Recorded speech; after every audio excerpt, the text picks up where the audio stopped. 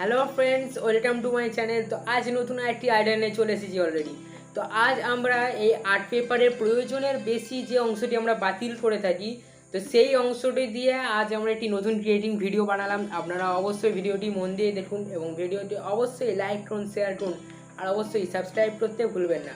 তো আজ এই ভিডিওটা আমি এটার উপর বানিয়েছি, এটা মেনলি ছোটদের জন্য। তো আপনারা অবশ্যই ভিডিওটি ভালো করে দেখুন আর বেশি দিন না হলে চলুন ভিডিওটি শুরু করা যাক। তো প্রথমে আমরা একটি আর্ট পেপারের কাটিং নিয়ে নিচ্ছি।